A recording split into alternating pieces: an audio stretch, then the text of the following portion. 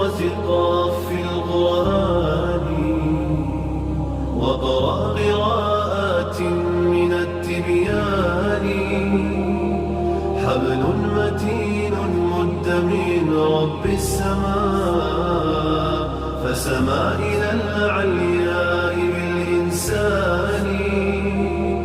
هو للقلوب ربيعها وجلاؤها وملاذها من قسوة الأحزان.